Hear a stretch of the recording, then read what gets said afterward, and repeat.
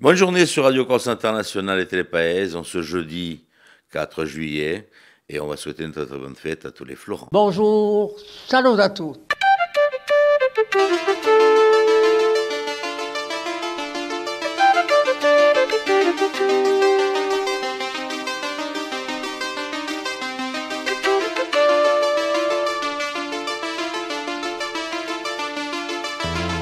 All'ascolto di Radio Corsica Internazionale, prima Radio Corse.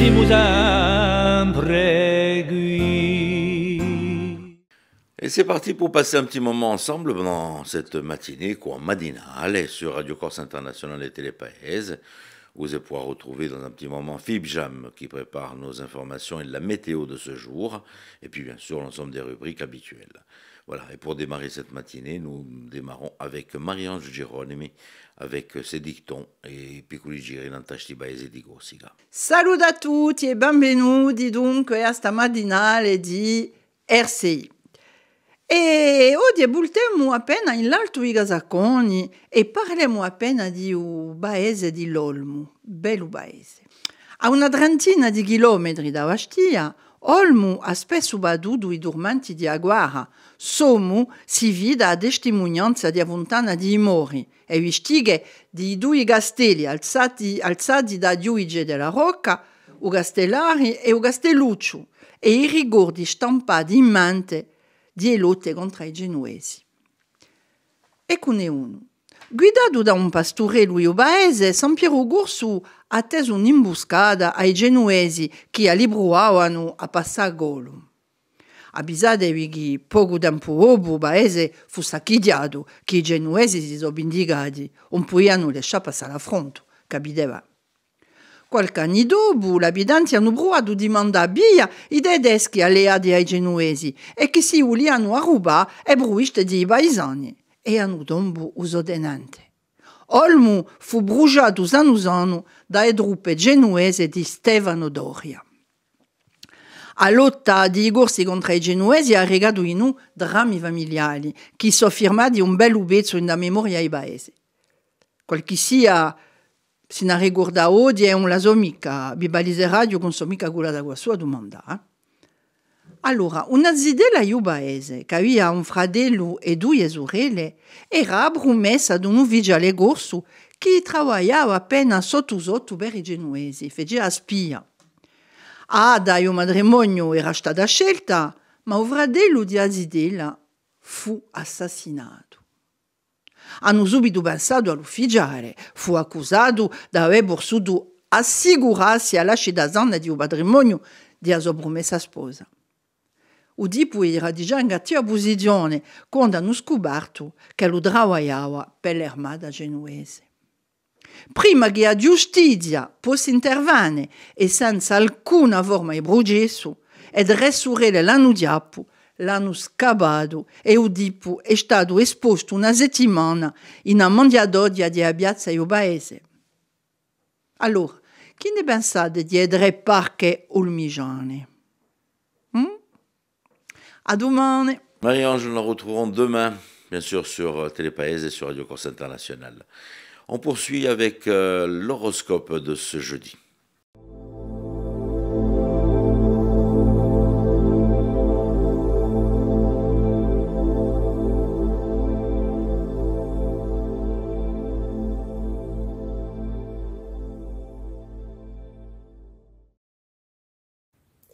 Et bonjour à tous. On va voir pour ce jeudi qu'est-ce que l'on a à vous dire.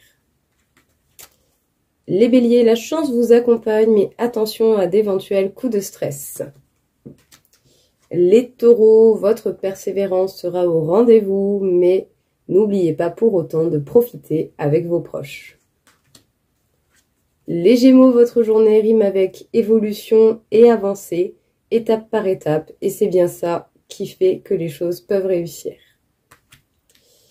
Les cancers, attention à d'éventuelles peines de cœur ou difficultés au niveau sentimental. Gardez l'esprit clair, restez juste et accrochez-vous à vos projets. Les lions, il va falloir savoir dire au revoir à ceux qui quittent votre vie et ce, quel que soit le plan que cela concerne. Faites un point sur ce qui se termine. Les Vierges, votre envie d'équilibre et de changement va se faire particulièrement ressentir aujourd'hui. Les Balances. Vous allez certainement avoir pas mal d'informations à récolter éventuellement sur votre véhicule, donc gardez un œil dessus pour vous assurer de son bon fonctionnement. Les Scorpions, un projet que vous mettez en place pourrait avoir de bonnes nouvelles à vous qui vous sont réservées aujourd'hui. Les Sagittaires, une belle journée pleine de légèreté en perspective pour vous.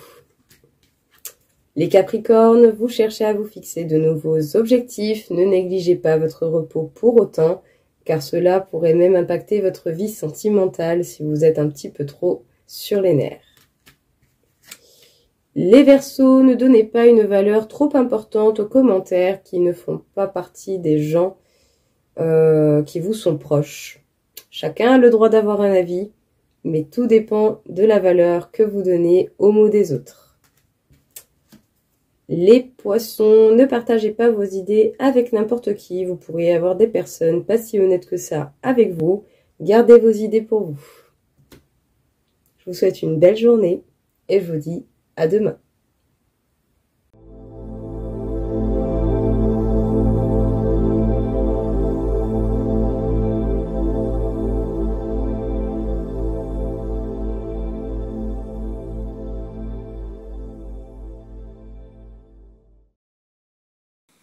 Il est en train de nous rejoindre, c'est Philippe Jam, c'est la météo et bien sûr l'information de ce jeudi au programme de la matinale.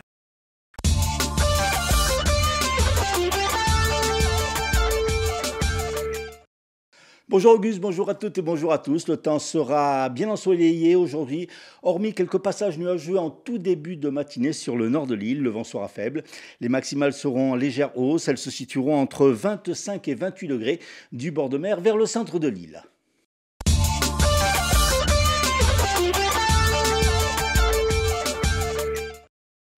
Après 137 communes de la Haute-Corse, le département de la Corse du Sud placé lui aussi en vigilance sécheresse. La préfecture de Corse l'a annoncé hier. Le niveau de consommation actuel n'apparaît pas soutenable et pourrait conduire à une situation de pénurie à l'automne prochain. C'est ce que souligne le préfet dans son communiqué, précisant que les volumes d'eau distribués apparaissent nettement supérieurs à la moyenne des 10 dernières années, notamment dans le sud-est du département de la Corse du Sud.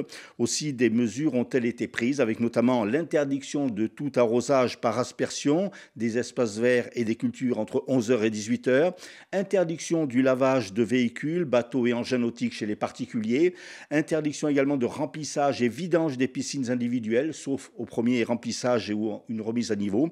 La préfecture précise que le comité départemental de gestion de la ressource en eau va se réunir de nouveau d'ici 2 semaines pour faire un point. Une dizaine de parents se sont rassemblés hier devant à Casarella, un établissement destiné aux enfants en situation de handicap à Ajaccio. Par cette action, ils entendaient dénoncer des dysfonctionnements au sein de l'établissement qui accueille une vingtaine d'enfants et d'adolescents. Parmi les griefs reprochés, un manque de personnel, également des problèmes d'hygiène et même des faits de maltraitance. Alors que la direction s'est déclarée surprise de cette action et des faits reprochés, il a été décidé d'une réunion parents, direction et représentants de la direction régionale PACA Corse d'APF France Handicap. Autre rassemblement ce mercredi à Ajaccio, celui en soutien à Julian Assange, ce lanceur d'alerte tout récemment remis en liberté. Ce rassemblement a été initié par le collectif Père-à-Piage. Après 2 jours de tests médicaux, les footballeurs professionnels du Sporting Club de Bastia ont retrouvé hier soir le terrain d'entraînement du centre Jules Philippe à Fouriagne. Une reprise en douceur pour 27 joueurs, dont 9 nouveaux. L'entraîneur bassier Benoît Tavenot sera assisté de 3 adjoints, Miguel Moret, Tilian Lastan et Doumé Agostini. À noter l'arrivée d'un nouveau préparateur physique, Jean Akakpo, qui a déjà officié avec Frédéric Antonetti à Lille ou encore avec Benoît Tavenot à Bruges. Son adjoint Tom Leron Ron connaît également le nouvel entraîneur du Sporting, puisqu'ils étaient tous les deux l'an passé à Dijon.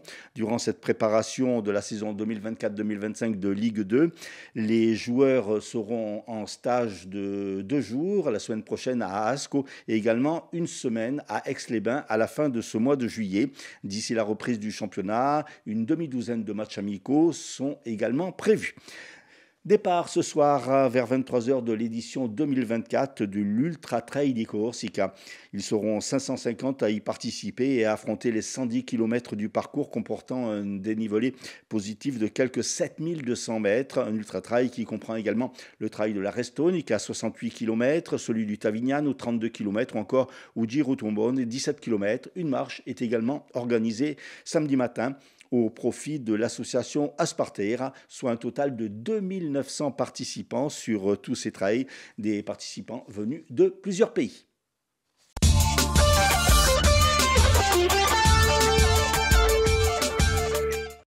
Et c'est Rémi qui nous emmène sur les hippodromes de l'Hexagone pour les pronostics du jour.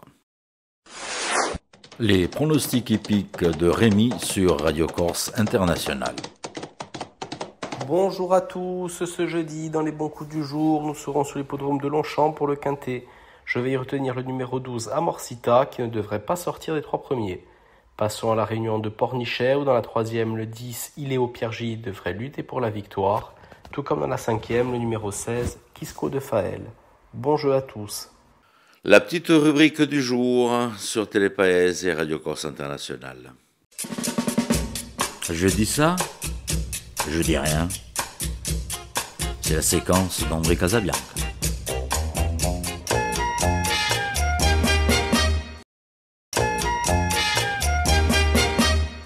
Je vais donc vous parler de Napoléon. Vous savez que Napoléon, il a eu une belle vie, puis il y a des moments où ça a été moins bien, puis il y a des moments où il y a eu des petits soucis, etc., etc. Non, je veux simplement vous parler de Napoléon quand il était sur l'île d'Elbe. Il est resté une dizaine de mois sur l'île d'Elbe. Ça a été infernal. Il tournait en rond. Il était en cage, ce pauvre homme. Il n'était pas vraiment prisonnier. Mais enfin, bon, disons que on lui laissait faire ce qu'il voulait. Mais lui, ce qu'il veut, il a commencé à réformer l'hôpital de l'île d'Elbe. Il a commencé à faire d'autres maisons, d'autres palais. Il a agrandi les rues, etc., etc., etc., etc., etc. Et puis, au bout de 10 mois, quand même, il s'est dit, je sais pas, et si je prenais un peu l'air, mais un peu ailleurs, quoi. Si j'allais en France, tiens, ça peut être une idée, ça. Bon, évidemment, il y avait des personnages qui le surveillaient. Mais lui, quand même très, très, très malin. Toute sa vie, il a été très, très, très malin. Il s'est dit, le colonel, là, Neil Campbell, qui me surveille là, du matin au soir, même dans la nuit, qui vient voir si je dors, je vais essayer de jouer une petite entourloupe. Alors, il connaissait l'existence d'une comtesse, la comtesse Mignacci, qui était sur Florence et qui donnait des belles soirées, qui était vraiment une jolie fille légère, vraiment formidable, qui avait un palais à Florence. Et il a tout fait pour que cette rencontre se fasse entre Neil Campbell et puis la comtesse Mignacci. Et puis, évidemment, ça s'est fait.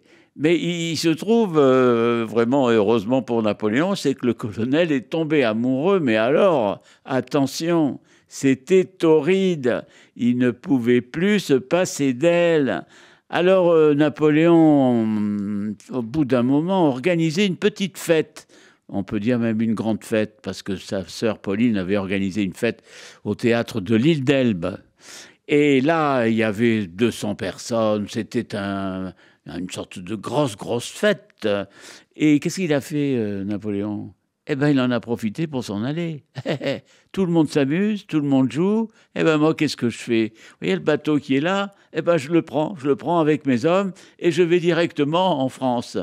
Bon, le livre de Jean-Marie Rouart, qui est un très bon livre, La comtesse italienne. Au passage, la photo, ce n'est pas la comtesse Mignacci, c'est Marietta, mais elle vivait à la même époque que la comtesse Mignacci. Donc, à ce moment-là, il est sur le bateau, tranquille, mais la comtesse Mignacci, elle avait fait son boulot, elle avait fait son travail, c'est-à-dire la grande question même que pose Jean-Marie Rouart, est-ce que c'était vrai, c'était peut-être une espionne? Moi, je ne sais pas s'il faut dire peut-être. Hein. Moi, j'ai l'impression qu'il faut dire que c'était une espionne et que Napoléon l'avait utilisée, évidemment, et l'avait vraiment fait glisser dans le lit de Neil Campbell, qui était tout heureux, sauf donc le dernier soir, il était en rendez-vous normalement avec elle, mais elle n'était pas là. Elle n'était pas là, mais lui, il était à Florence.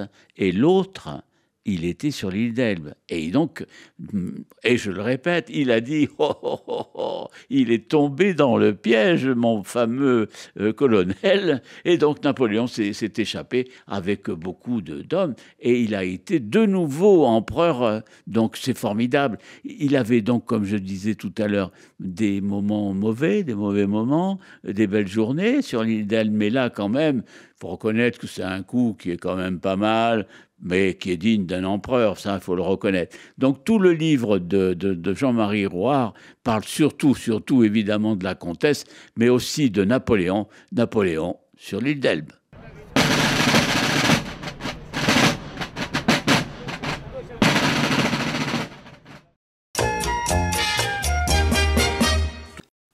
Invité du jour sur Télépaèse et Radio Corse International, l'association Emao. Notre invité aujourd'hui, Élodie Poignet, qui est chargée de production en Haute-Corse pour Emao.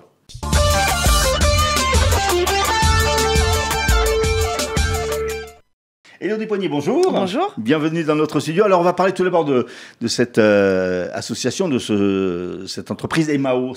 Qu'est-ce Emao? Alors, Emao est une association, qui œuvre, on va dire, pour l'intérêt général dans l'inclusion numérique. Donc, on fait beaucoup d'ateliers, on essaye de travailler sur l'innovation avec les jeunes, principalement, mais pas que.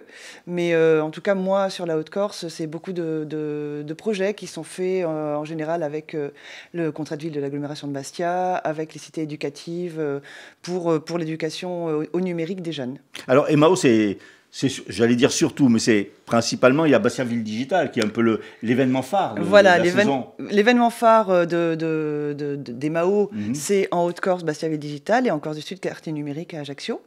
Donc, ils sont sensiblement les mêmes actions, qui sont des programmes sur une semaine ou 5 ou 6 jours, avec des ateliers pour les jeunes de découverte des outils numériques, et une espèce de kermesse numérique, on va dire, la Lupino Factory pour Bastia et la Cittadella Factory pour Ajaccio, où on présente un petit peu une vingtaine de stands pour les familles, pour qu'ils puissent un petit peu utiliser les outils du numérique. Alors, vous ne vous limitez pas aux villes, puisque vous vous déplacez également dans toute la Corse, en fait. Oui, on avait un programme, là, justement, qui s'appelait Digital Factory in Paese, qui a été commandé par la collectivité de Corse via Corsica Fibre.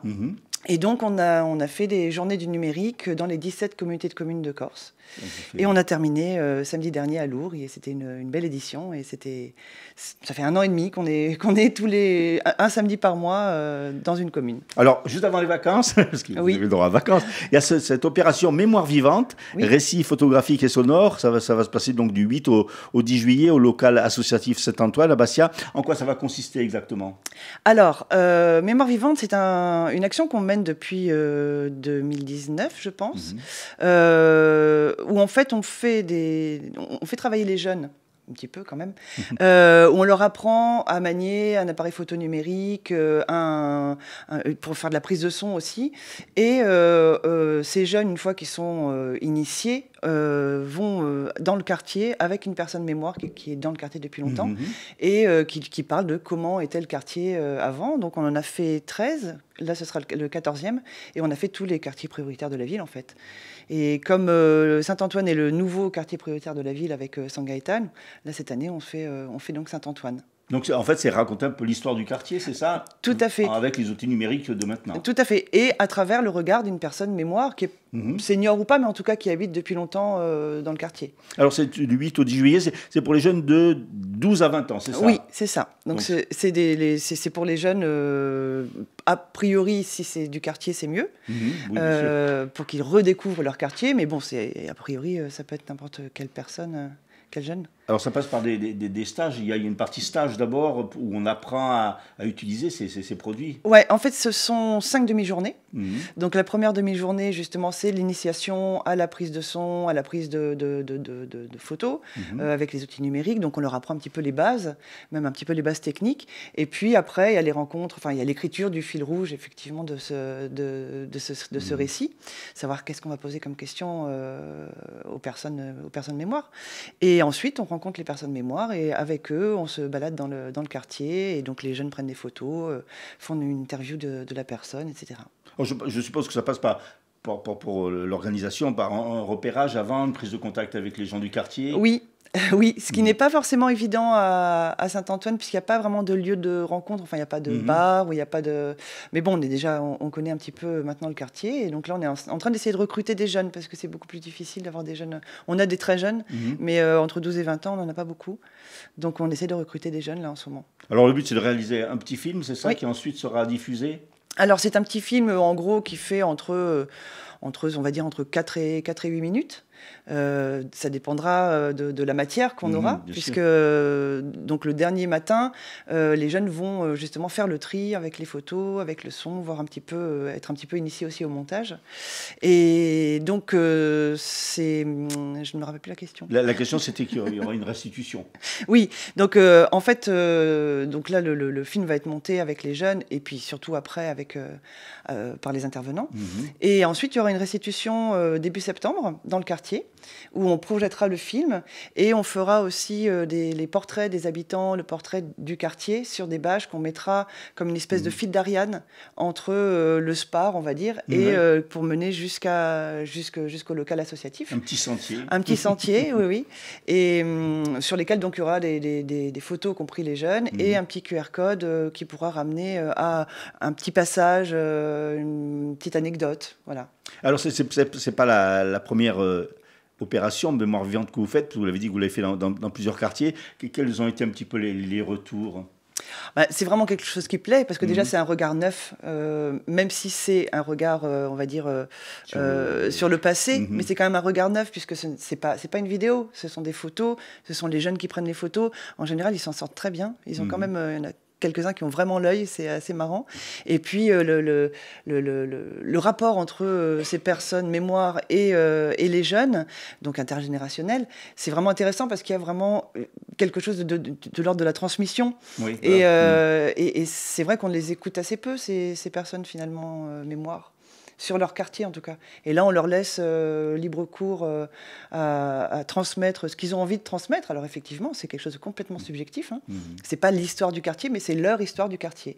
Et ça, en général, ça se passe vraiment très très bien. Et du coup, il y a plein de discussions quand on fait la restitution. C'est intergénérationnel. Oui, c'est intergénérationnel. Et puis après, il y a des discussions. Là, moi, je suis pas d'accord. C'était pas comme ça. Enfin, donc c'est assez rigolo. Oui, il y a un partage.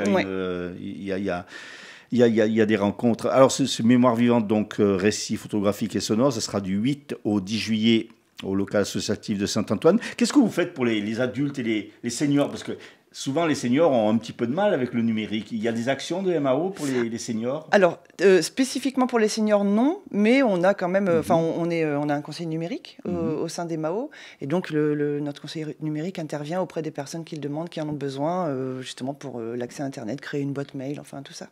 Alors, donc, mémoire vivante, c'est le 8 au 10 juillet. Ensuite, il y aura des vacances. Ensuite, il y aura les bilans. Les bilans, oui. Ensuite, les vacances, effectivement. Puis à la rentrée, on a... À la rentrée, il y a pas mal de... Oui, on a beaucoup de choses. On a un projet qui s'appelle Pure Connect, qu'on a fait avec des jeunes du lycée Jean Nigaud, qui s'achève justement par une... c'est un jeu de pistes sur les addictions qu'on mettra en place à Jean Nigaud. Donc ça, ce sera, je pense, mi-septembre. Et puis après, il y aura la préparation de BVD aussi, le bassin digital, qui cette année, où on refera aussi des usines à projet. donc des mini-hackathons juniors, avec des projets toujours un peu plus fous, c'est assez rigolo. Donc, pareil, Bastia Vie Digitale avec des ateliers un petit peu partout dans l'Albourg et la factory en fin de semaine. On aura aussi des journées d'immersion qu'on fera sur l'immersion découverte des métiers du numérique à la Casa Diechense. Et là, a priori, sur le métier de web designer. Et puis, 2 jours de rencontres de l'esprit critique qui auront lieu aussi à l'Albourg, là c'est aussi un gros truc avec des youtubeurs, etc., sur la thématique du sport et de la santé. Et pour la clôture de Bastia Vie Digitale, l'Arena Social Club, que nous faisons pratiquement systématiquement quand on le peut, quand il n'y a pas le Covid, quand il fait beau, etc., dans les jardins suspendus du musée de Bastia. Gros programme donc. Élodie Poignet, merci beaucoup. Merci à vous. On rappelle donc Mémoire vivante du 8 au 10 juillet à Saint-Antoine, à Bastia.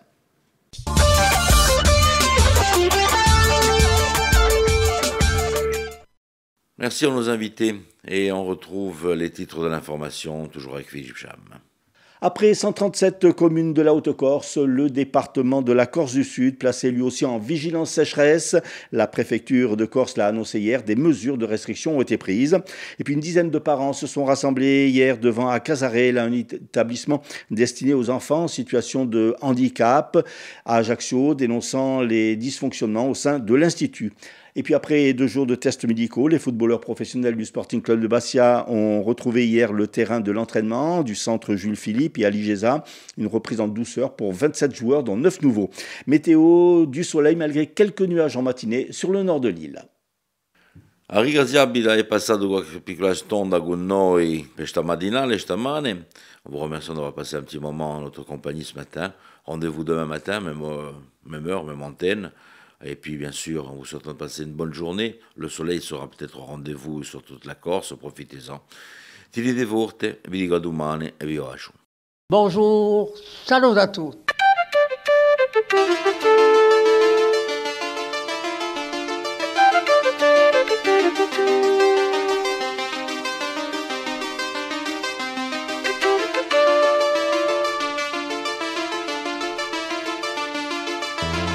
All'ascolto di Radio Corsica Internazionale, prima Radio Corsica. Siamo sempre qui.